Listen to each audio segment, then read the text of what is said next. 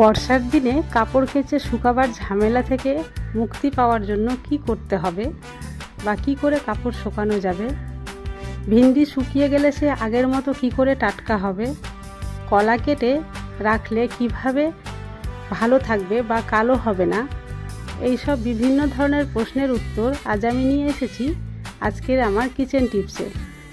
তবে আজকের kitchen tips দেখার আগে চ্যানেলটি সাবস্ক্রাইব করে ভিডিওটি প্রথম থেকে শেষ পর্যন্ত দেখো, আর ভালো লাগলে একটা লাইক করে দিও। তবে চলো শুরু করছি আজকের কিচেন টিপস। এখানে দেখতেই পাচ্ছ দুটো কাঁচা কলা নিয়ে নিয়েছি, আর এই কাঁচা কলা কিভাবে কেটে রাখলে কলাটা কালো হবে না আর হাতে কি লাগালে হাতও কালো হবে না। তবে চলো তোমাদের দেখিয়ে দিই। প্রথমে আমি বাটিতে জল নিয়ে রেখে দিয়েছি আর হাতে সরষের তেল মেখে নিয়েছি। তারপরে এই কলাটাকে আমি এইভাবে ছিলে নিচ্ছি। কলাগুলো ছিলা হয়ে গেলেই কিন্তু সঙ্গে সঙ্গে জলে ডুবিয়ে দেব। কলা দুটো ছিলা হয়ে গেছে, এবার জলের মধ্যে রেখে দিলাম। তারপরে এখানে দিয়ে দেব হাফ চামচ শুকনো হলুদের গুঁড়ো, আর এইভাবে নেড়ে চেড়ে রেখে দেব প্রায় 10 মিনিট। 10 মিনিট ধরে যদি এইভাবে জলের মধ্যে কলা রাখা যায় তাহলে কলা আর কালো হবে না। চলে আসছি পরবর্তী ট্রিকে। গোটা রসুন আর গোটা পেঁয়াজকে এইভাবে আমি গ্যাসে পুড়িয়ে নিচ্ছি, আর পুড়ানোর পরে আমি কি করব সেটা আমি তোমাদের পরে বলে দিচ্ছি। ভিডিওটি স্কিপ না করে দেখতে থাকো, তাহলে বুঝতে পারবে। পোড়ানো পেঁয়াজ আর রসুনের খোসাগুলো ভালোভাবে ছাড়িয়ে পরিষ্কার করে নিয়েছি।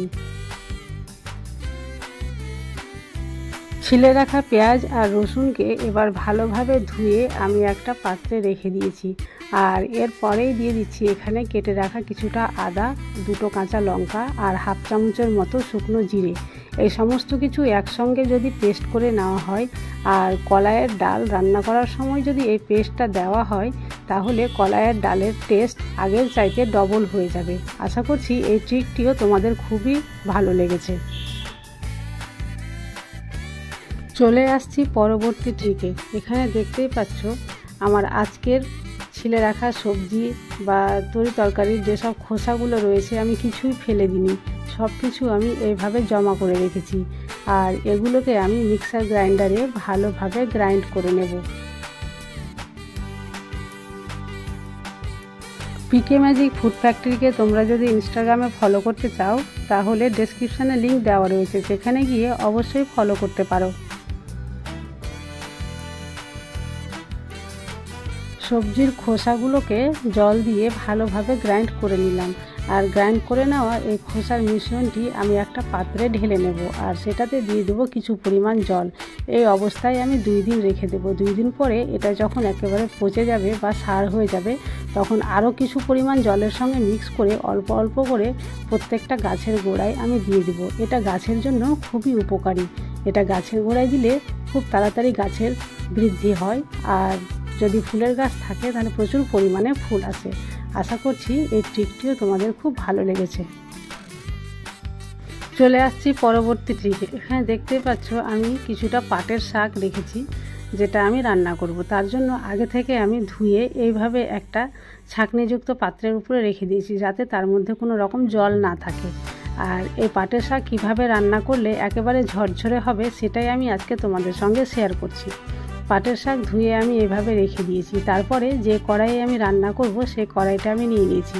এবার এটাতে আমি দিয়ে দেবো পরিমাণ মতো লবণ, পরিমাণ মতো হলুদ, সামান্যটুকু জল, আর তারপরেই দিয়ে দেবো সেটাতে কিছু পরিমাণ সরষের তেল। আর এই সরষের তেল দেওয়ার জন্যই কিন্তু শাকটা হবে একেবারে ঝরঝরে। তোমরা হয়তো ভাববে সরষের তেল এখন দিলে কাঁচা গন্ধ করবে, কিন্তু না, কাঁচা গন্ধ করবে না।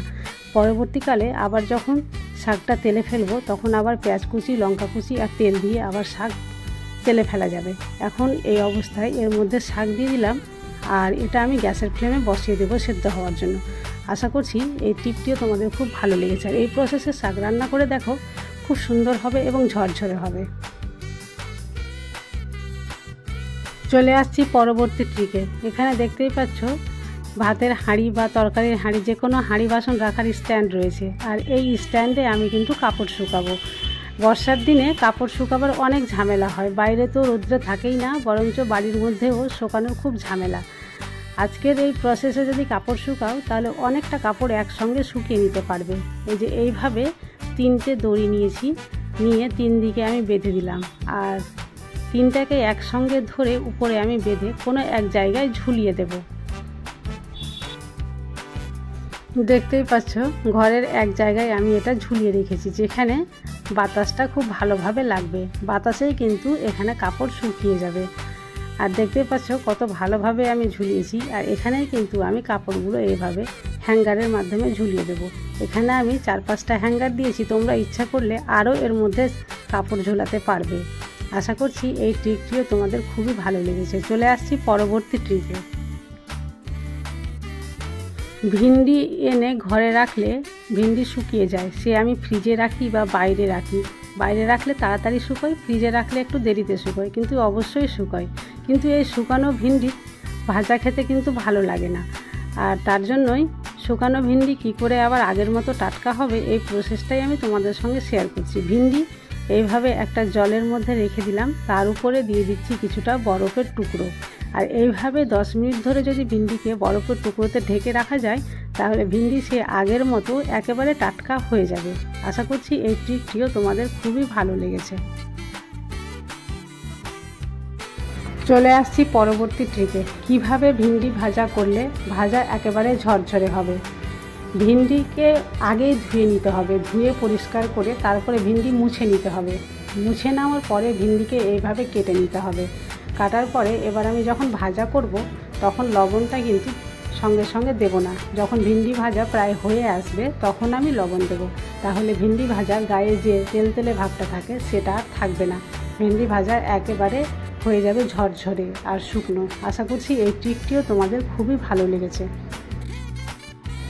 আজকের ট্রিকগুলো যদি ভালো লাগে তাহলে লাইক, কমেন্ট, শেয়ার ও সাবস্ক্রাইব অবশ্যই করে দিও। আজ তাহলে এই পর্যন্তই, কাল আবার দেখা হবে অন্য কোনো ভিডিওতে। ততক্ষণ পর্যন্ত তোমরা সবাই ভালো থাকো।